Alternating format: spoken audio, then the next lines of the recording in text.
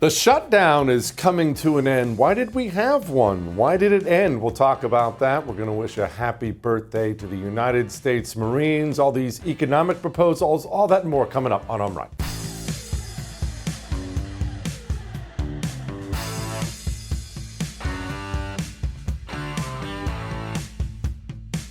Okay, so the government shutdown is wrapping up. No, it is not wrapped up yet, but it is wrapping up. Let me just explain before we get into the whys of everything.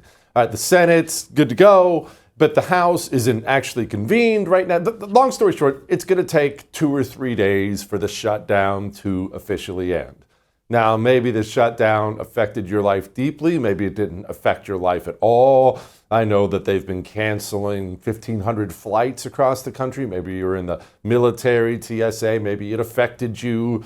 Chances are, unless one of those things applied to you, travel, TSA types of things, chances are it didn't really have a huge effect on your life, but it did affect a lot of people. Now, why was there ever one to begin with? Because it's kind of odd if you're going to just wash your hands of everything and take a 30,000-foot view. Why would you do this? Why would Democrats not just vote for a CR, which they always vote for? Republicans always vote for it. Democrats always vote for it, which sucks, by the way. But this time, why do something different? Well, it's important, before we get to their language on the thing, it's important to understand this concept that we've talked about before over and over and over and over and over again. I love to use Dr. Frankenstein's monster as an example because it is the perfect example for what has happened. Democrat elites, Democrat politicians, people in the media, they understand that the motivation level of their base is really important for them. That's what gets you people marching in the streets. That's what gets people writing checks to your campaign, knocking on doors. You need the Democrat base motivated. And to motivate the Democrat base, you have to give them something to rage against. Rage, never really something for, but always against. There always has to be some big devil that you're fighting against. And for 10 years, that has been Donald Trump. Endless media stories of Donald Trump this, Donald Trump that, Nazi Hitler, Nazi Hitler, Nazi Hitler, Nazi Hitler. And Democrats across the country at every level, local level, national level, have been able to run against Donald Trump to motivate their base. Nothing motivates Democrats like Donald Trump. Hey, some guy will be running for constable. Vote for me and I'll stop Trump. Well, it works. Motivates the Democrat base. But, like all things, there can be a negative to that positive.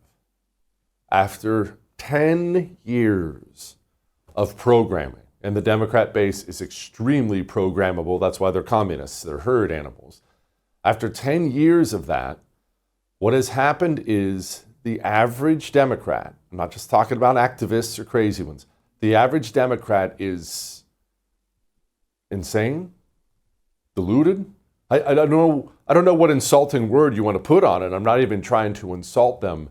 They are so brainwashed now with 10 years of Trump is Hitler propaganda. They are so brainwashed that now, well, Dr. Frankenstein, the elites, created this monster. Now the monster can't be controlled. Now it's not necessarily the elites calling the shots anymore. Now the monster, the Democrat base, they have demands. And their demand is you stop Trump. Why aren't you stopping Trump? You have to stop Trump. Stop Trump. Stop Trump. They have demands. And you can yell at them now till you're blue in the face if you're a Democrat that these demands are wrong or bad for the country or unrealistic. They don't want to hear that now. 10 years of programming, they want Donald Trump stopped. And so Democrats in Congress, in the House and Senate, they felt enormous pressure from their base to deliver some kind of a win. Give me a win. But it's very difficult to have a win in Congress even when you have the majority. Unless you have a supermajority, even then it can be difficult. How do you get your legislation passed? It's hard to get the votes. When you have a minority, it's pretty much impossible. So what to do? Well, the only leverage you have is shutting down the entire United States of America, the government anyway. This is why they all talked about leverage. We need to do this while we have the leverage.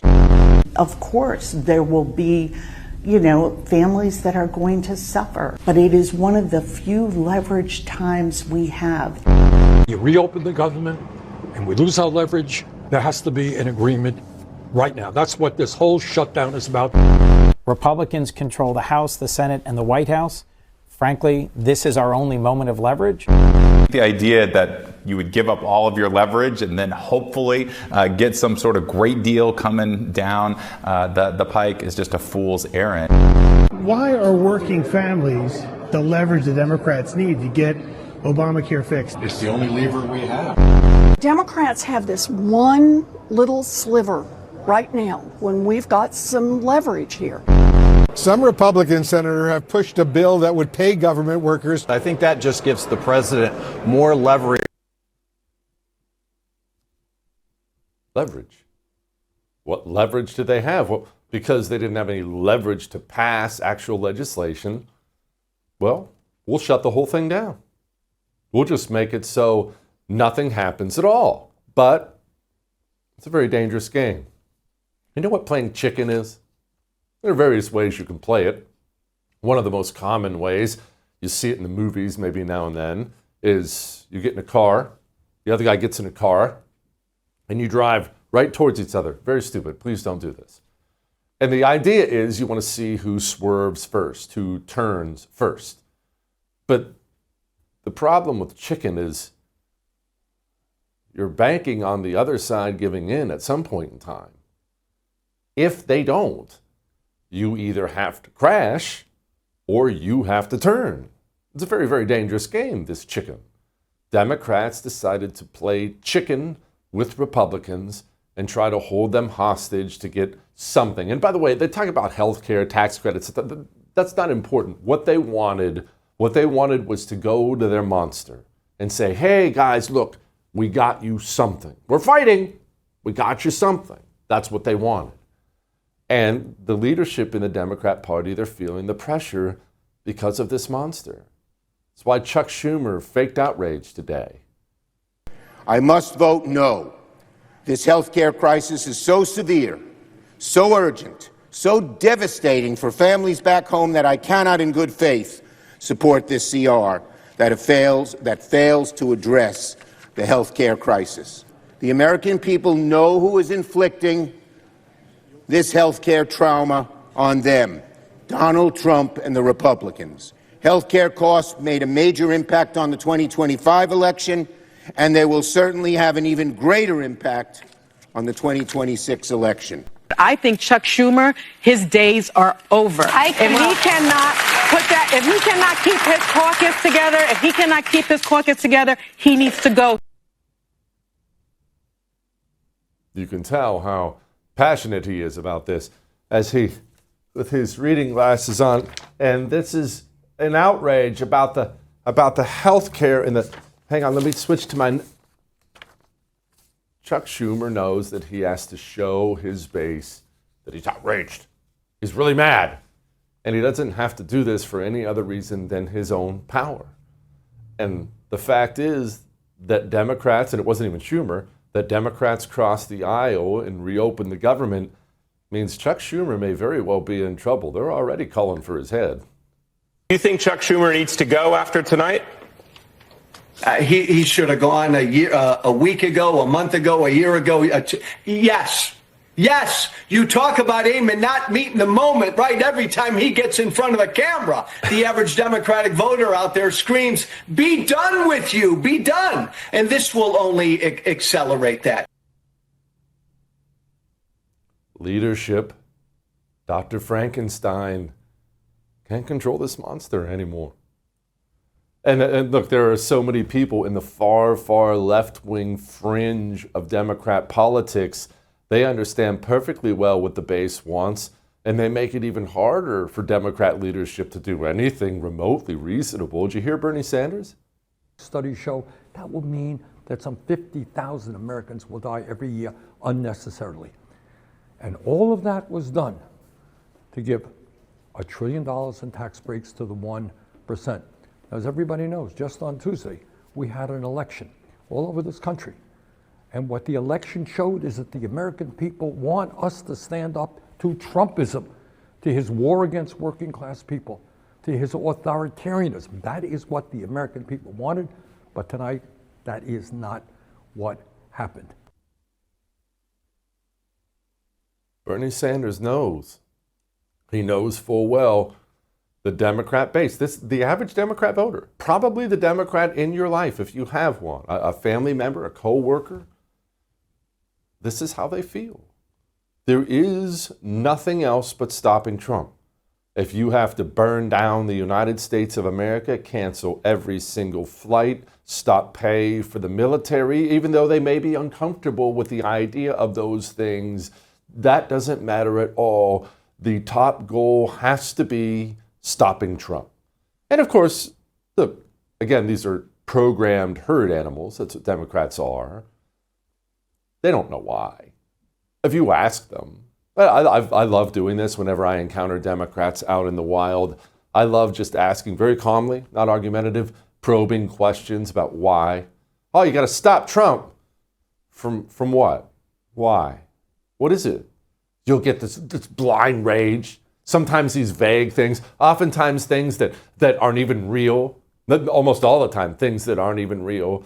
Not necessarily knowledgeable at all, but programmed over and over and over and over and over again. But that monster is so incredibly powerful. Now, this is wonderful news for people like you and people like me. We get to sit back and watch the carnage. But let's be frank, this is really bad for the country. It's really a bad thing for the United States of America that one of the two political parties completely sucks and the other one is a suicide pact trying to burn the nation down. This is an uncomfortable place to be, but we'll get through it. All that may have made you uncomfortable, but I am right. We're going to talk about this and much more with Chloe in a moment. Before we talk to Chloe, I want to talk to you about sleeping. Yesterday was Sunday. And look, Sunday was a busy day, a lot of caffeine, and already you start thinking, Sunday night, you start thinking about work, don't you? Oh man, got a work week coming up, school, got all kinds of things. I need a good night's sleep tonight. Start off on the right foot.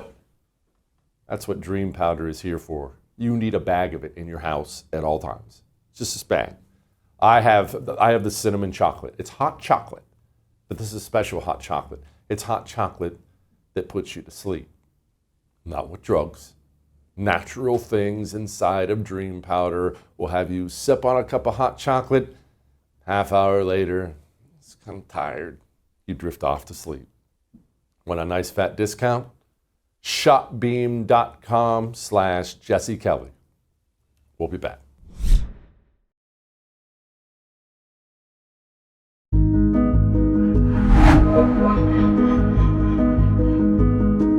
You have to go back to what the strategy was at the beginning of the shutdown. There were two goals, both of which I support. One was standing up to Donald Trump.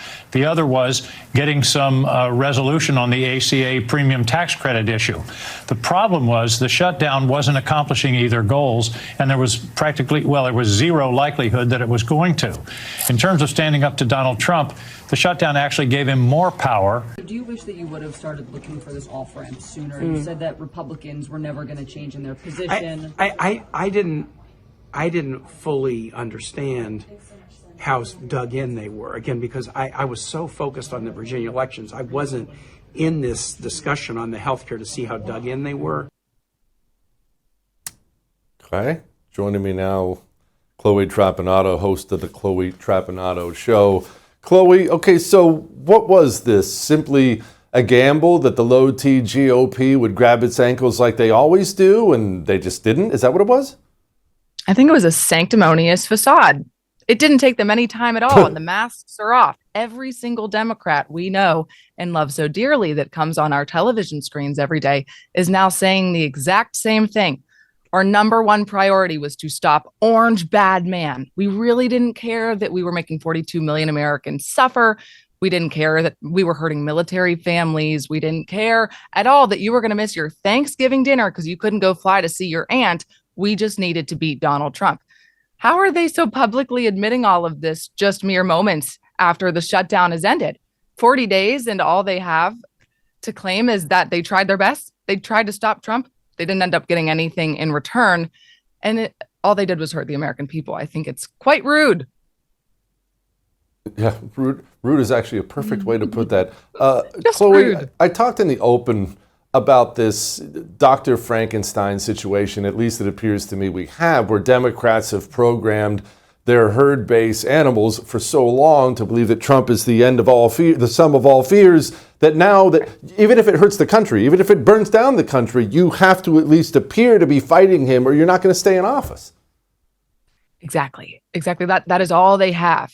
And whenever Trump leaves office, I have no idea what their claim is going to be. I don't know what they're going to do. Well, next they're going to try to say that J.D. Vance is Hitler, and they're going to try to make him up just as bad as Orange Bad Man. He'll be Bad Couch Man. But that's all they have right now. But I guess there is one good thing that came out of this. Americans are paying attention to civics. We're learning a little bit more about our government every time Democrats do stupid things like this. We learn that there is a filibuster and there's a threshold. And just because they're spouting off that Republicans are in control of everything and it's all Trump's fault that you're not getting your SNAP benefits, Americans did a little bit more digging. They did a little research, and they started discovering some things about our government that they might not have known before, that, hey, just because Republicans have a majority in the Senate, the House, and the presidency, that doesn't mean they can just do whatever they want. Our founding fathers made it so that the party in power could not just do whatever they want.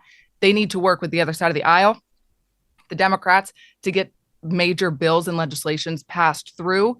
And unfortunately, it took 40 days for 5 more sane Democrats to work with Republicans and come over to the side of common sense. And Americans are seeing that, wow, the people that we elect actually do need to work together. They do need to have some sort of common sense and some sort of morality to get things done in this government. And so hopefully that shed a light on who these people are, what they're actually electing them to do. And then Americans might think to themselves the next time there's a vote, an election, okay, well, let's maybe get somebody in here, somebody else like John Fetterman. Maybe let's return to the moderates. Let's elect more people like that can actually pass legislation, get things done, and not just throw temper tantrums and lead the American people suffering for months on end. Chloe, part of the problem is, as you well know, is that you don't control the Democrat Party. Neither do I, even all the normies out there. It's Democrats who control the Democrat Party. And they don't want John Fetterman. I mean, shoot, Josh Shapiro can't even entertain running for president because he's a Jew. Chuck Schumer is already facing calls to get not kicked out of leadership, or to get kicked out of leadership. The Democrat base is not crying for moderation or reasonable or anything good for the country. None of these calls are coming from the Democrat Party. How do we deal with that? How do we deal with the Mamdanis of the world? That's a great question, Jesse. I was reading Dinesh D'Souza's book this weekend. I just started The United States of Socialism. And I think what we do is we start to have young people, my generation especially, start to read, start to do a little bit more primary research, and read books like this that very articulately lay out the history of socialism and how we got to where we are today.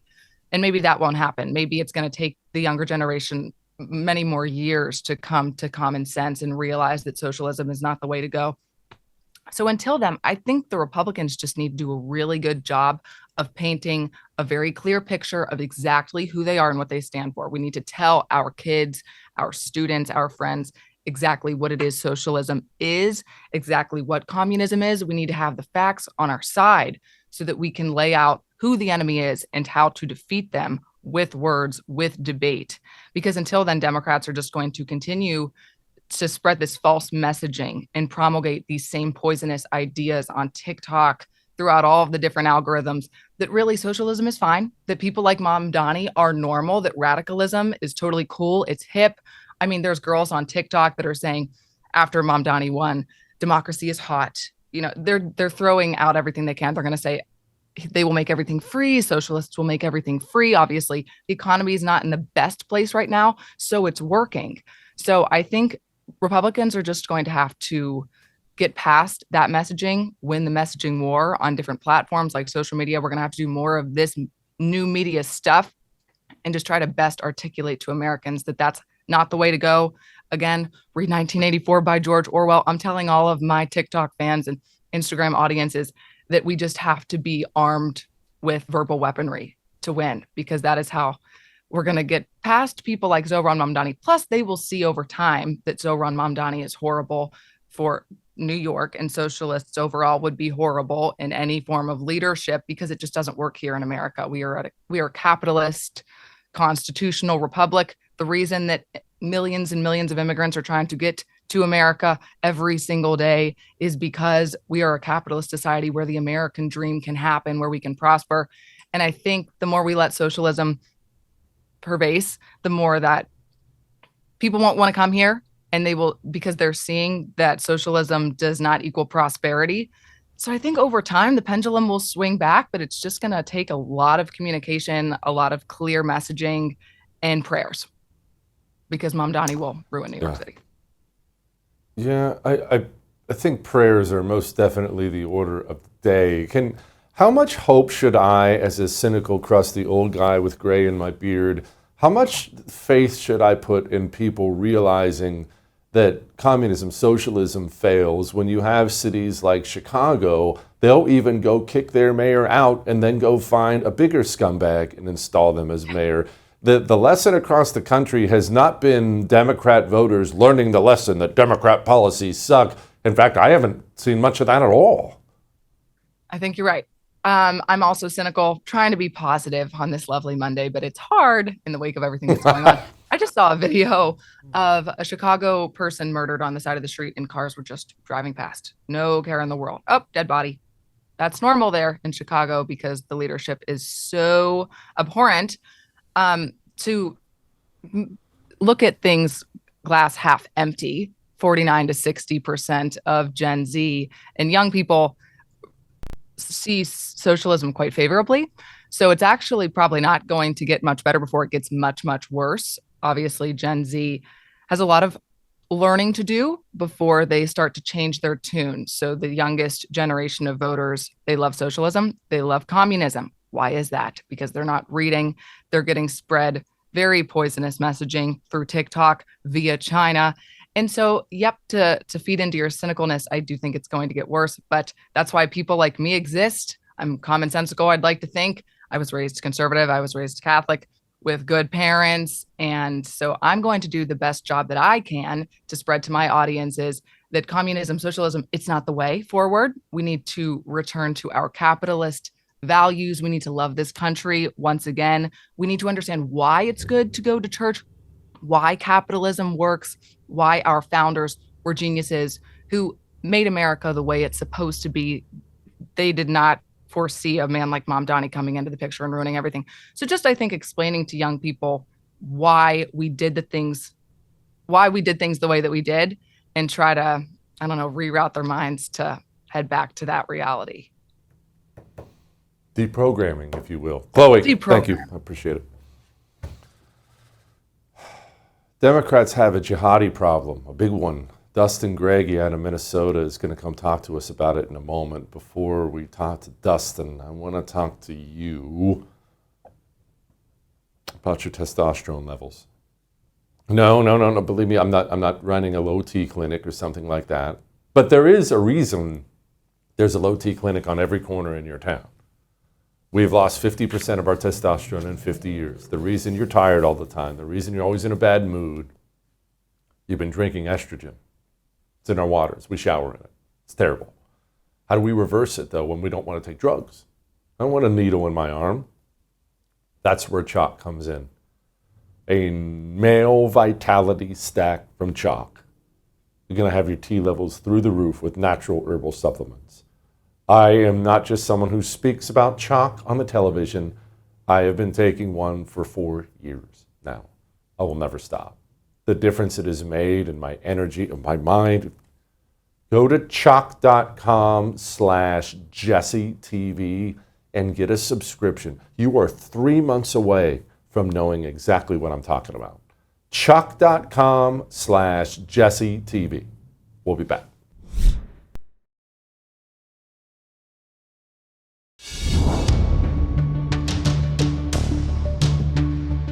Assalamu alaikum. Hamid wanaagsan. Magayegawa Yarub Farid, Boca Magana, Minneapolis. This election means this is a moment for unity, where the entire Somali community can come together and say, this is our people, this is our city, we are united behind each other. What? That's in, hold on, let me check my notes. Minneapolis?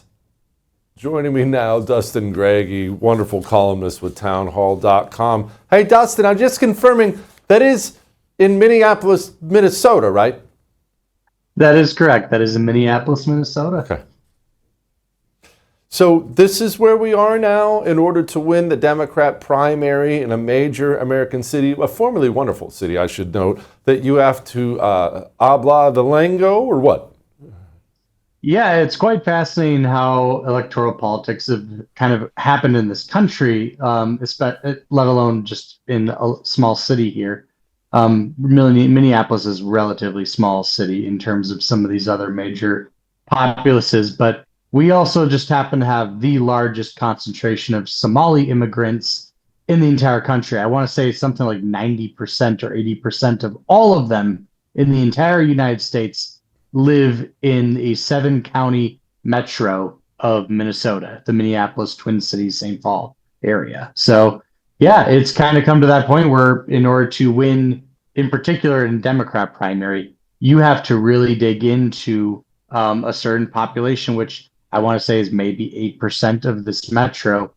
But that small of a concentration, if you were able to actually get into that demographic and win over their votes, in particular, just really hammering down at a certain clan within that population and be able to turn out their vote because you can, one, speak the language, and two, target these individuals because whatever reason that it might benefit them, that you can actually go win a mayoral election. Okay, Dustin, before we go on, I need you to go ahead and explain what you just said. A clan? We have now clan wars? What? Yeah, it's quite fascinating. And I've been talking about this since, I don't know, probably 2018 now. There have actually been 4 Somali candidates that have run since that time in the state of Minnesota as Republicans. All 4 cases, all 4 of those candidates have requested I run their campaigns because I actually am quite in depth with the Somali community here in Minnesota. Not as much as was before in Minneapolis. There's actually another neighboring area by St. Cloud, Minnesota. It's in the central part of the state. That's where I went to college at St. Cloud State University, and where I ultimately got my start with the Somali community. A lot of the elders, when they came over here after the Siad Bar regime, which is socialism, borderline communism, they like all the things that kind of come from Russia and Hitler and all these different terrible ideologies, but they brought that over here, and a lot of the individuals that actually ended up translating those tons to Word are from the St. Cloud community where I went to college. So I got into these communities a little bit already. I've known a lot of their business leaders that are more on the conservative side of things, and we've worked in small parts to try to bring more of those over to our side because they are here legally, unfortunately. It's just part of those roadblocks you have to kind of come apart to try to take away votes from the Democrats. But yeah, when you're talking about a Democrat primary, it just brings it to a completely different level in which you have to try to go get those votes. And in this case, Mayor Fry almost speaks better Somali than Omar Fattah, which is kind of funny when you talk to some of those Somali activists, and it's paid off for him. Oh, jeez. Okay, Dustin, I'm sorry, but I just can't get over this. Exactly how did we end up with so many Somalis that we have clan wars to get elected mayor in Minneapolis? What is the history of this? I know you're boned up on this stuff. Yeah. So you'd actually have to go back to Siad Bar, the former ruler of Somalia, way back in the day. That was in the early 1990s. And yeah, the war has kind of come over here. Somaliland, which is actually a country north of Somalia. This is when Siad Barre was actually basically committing genocide with between these two countries, trying to basically have a regime up there. And a lot of people are starting to finally click onto this, but one of Siad Barre's main colonels in his army was actually the father of Ilhan Omar. So she's actually a big part of this entire process, and why, kind of why socialism has kind of come over. Well, her dad was under a socialist regime, and she's kind of carried those politics over here, which is why she probably doesn't mind as much going back, because she'd be going back into socialism again. She's actually a part of a minority clan here in Minneapolis. Granted, they hold most of the power in the Minneapolis area, whether it be political acumen, having insider ways about getting donors, political organizers, people who know how the politics actually work in Minneapolis to get elected, because the three main Somali individuals who are elected to political office are all a part of that clan, the clan that holds the power. But Mayor Fry isn't a dumb guy. He realizes that these clan wars are occurring, and they actually are part of the minority clan. So, hey, what if I go over to these majority clans, get in with them, and actually try to vie for their vote? We can actually outnumber and end up coming down to basically the margin of victory. We're only talking about 8% of the Minneapolis community. It's not that much, but it can play a major role if you know how to actually get into those communities and vie for their vote. And he decided to go after the majority clan in those clan wars that have gone all the way back to genocide in the early 1990s with Somalia. But at the end of the day, a lot of people don't realize that the Somali community have some conservative roots to them. And in this case, they care about family and not aborting their children. So as these new generations come along, they're going to reproduce.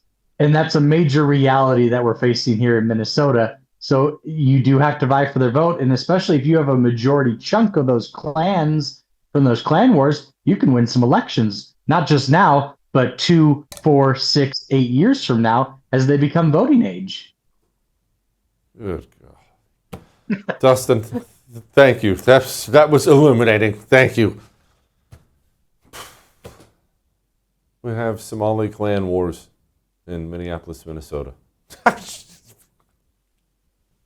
need some chips. It makes me feel better. Look, I'm not proud of what I'm about to say, but I'm going to say it. I'm a comfort eater. When I'm down or maybe stressed out about something, I'm going to snack. Now, it's normally a dangerous thing when I go wandering into the pantry. But now I have a big old box of Massa chips in there. They send me big boxes of them, not to brag. But they have all kinds of different flavors, right? And normally if I come out of the pantry with a bag of chips, Ob is going to be giving me the side eye. Not with Massa chips. I grab a bag of Massa chips, pop open the fridge, grab a little thing of hot sauce, and I just go sit down in my chair, little dab, and I munch guilt-free. 3 ingredients. No seed oil filth, none of this cancer-causing garbage. You're not going to feel fat and bloated afterwards, and you don't have to feel bad. They're delicious, and they're nutritious.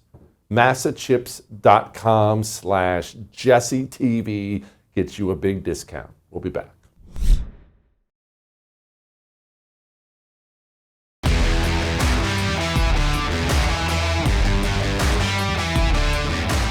All right, well, there's very clearly a shift that's happening now, and you're going to see it happening in the coming days, a shift from the Trump administration focusing on a lot of foreign affairs, which they've been, Ukraine and trade deals and things like that, to domestic. They have heard the domestic displeasure with the economy, and it seems like they're going to focus on that. Joining me now, Carol Roth, 2-time best-selling author, recovering former investment banker.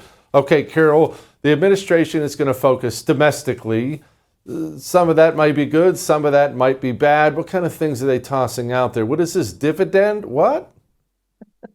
Well, first of all, I've got 3 letters for you. TYS, told you so. I knew this was going to happen. We talked about the choreography of focusing on affordability because that is the reason that President Trump was put into office. It was the number one thing that people were concerned about.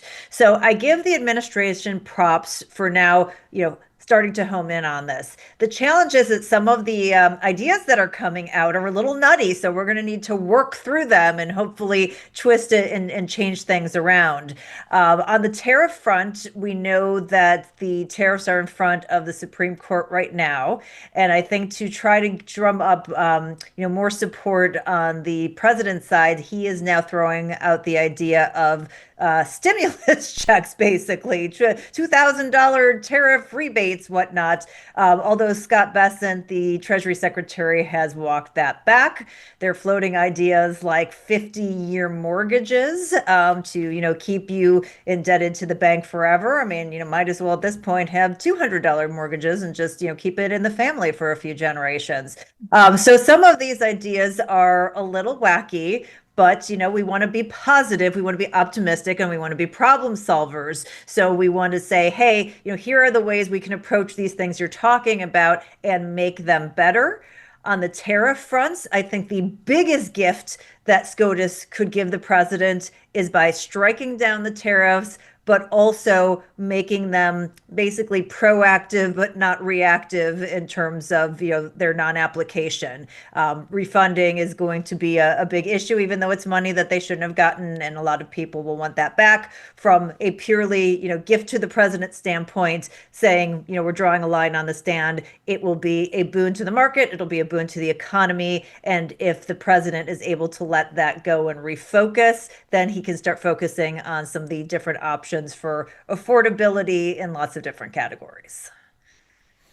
Okay, we'll come back to the affordability thing. I want you to expand a little bit on how does this help us if the Supreme Court strikes down some tariff stuff? How does this translate into things being more affordable for normal people?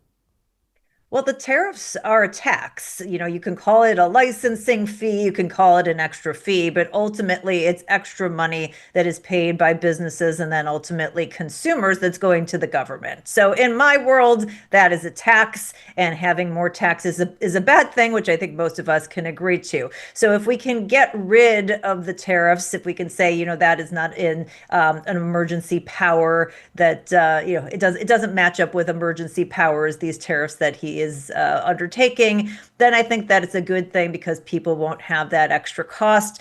Businesses will have more certainty. The market will have more certainty on policy, and it will allow the Trump administration, instead of focusing on this relentlessly, to focus in other areas which are desperately needed. So I think that's going to be a benefit all around. Now, certainly, even if they strike them down, he could just, dig in, and he could take his proposals to Congress and try to get them to put those into law.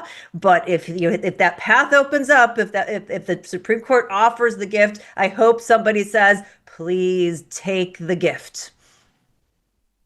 Okay, let's focus on affordability here. And I understand that we have decades and decades and decades of idiotic fiscal policy that has made us, it's made housing unaffordable. We'll just focus on that portion of it. And so, look, if you're a populist president, you can throw out ideas like 50-year mortgage all you want, and much as I hate that idea, it doesn't fix any of the foundational problems. Do you sense the administration is at all focused on the foundational problems that make life unaffordable for younger people? I hope so. I think that when many of us spoke out and said, 50-year mortgages doesn't fix the affordability issue, it's just basically monetizing it. I think that some of the people involved in the administration picked up on other ideas that have been floated. I've floated ideas. I think I've talked to you about some of them before, like making mortgages assumable and portable. And so some folks in the administration have said that they are considering that as well. So that gives me at least a moment of optimism to say, okay, this is not the only thing that they're going to consider, and this is the first trial balloon that they're floating. I think that one's sort of gone over more like a lead balloon, but hopefully they will get involved in some of the things that they can. There are certain things that they won't be able to get directly involved, things like zoning issues at the local level, but by the president using his platform to shine a light on them, I do think he can create that kind of pressure and then help people sort of double down on that pressure to do what needs to be done at the local and state level while he's doing the things he can do at the federal level. Carol, what do we think about this meatpacking collusion? What did he call it? Illicit collusion and price fixing. This is something the Trump administration has spoken out about. I understand there is a beef shortage in the country. Anyone who's tried to buy a T-bone at the grocery store is well aware that there is a beef shortage of some kind in the country. What is going on? Yes, well, obviously, I am not a rancher and I don't even play one in a great drama on television. But obviously, there are issues. And, it's interesting how politicians, even the president, tend to go to big bad corporations and collusion and price fixing. And if that's happening, they should absolutely stop that. But where they never go, where I think they should go, is the deregulation and helping the smaller players in the industry. I've heard from many people, whether it's related to ranching or farming, that there are restrictions that make it harder for them to do business. And we should be making it as easy as possible for them to do business and to feed the country. And so going back to one of the tenets that they ran on, the deregulation, the focus on Main Street America, on our ranchers, on our farmers. Yes, we want to get rid of collusion with the big guys, but we want to make it easier for the small guys to compete. And that is something that they should be focused on highly. Now, Carol, as we wrap this up here, the Trump administration, at least the first time, they were pretty daggone good about deregulation. That is something Trump does very, very well. He's big on that. Are they not focusing on that as much this time? I think they got distracted. I think it should have been the first thing that they focused on out of the gates, as well as the making the tax code permanent. They obviously got the latter piece of that done, but the tariff policy and shoring some of that up, which some part of that has actually been great. So let me give the president props. Things like focusing on rare earth elements and securing our border and national security. Like some of those things are really good, and we're really glad he did it. But I do think the focus on tariff and some of the international trade didn't give them as much time to focus on Main Street. Even something like we've talked about the Corporate Transparency Act, they haven't even come out with the final rule yet. So that hasn't been codified. So they've taken some steps in that direction, but they need to do massive deregulation, particularly as it pertains to the things that create barriers for small businesses in this country. We want this country to grow and to thrive. It benefits everyone, and that starts with the backbone of the economy. So deregulation and helping out the little guys in a very pro free market way makes all the sense in the world. Carol, I'm so glad you're with us and you're not an investment banker anymore. Come back soon. We have Light in the Mood. It's time for a very special happy birthday. Next.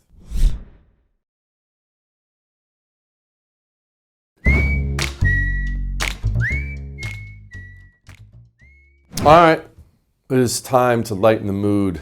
And to lighten the mood today, we're going to wish a happy birthday. A happy birthday to the most wonderful organization on the planet. Today is the 250th anniversary of my beloved United States Marine Corps. I only dedicated 4 years of my life to this wonderful institution. So many others dedicated so much more, but I am very, very proud to be a very teeny tiny part of the history of an organization that has been fighting for this country and fighting in bars for now 250 years. Thank you to the finest light infantry on the planet. I'll see you tomorrow.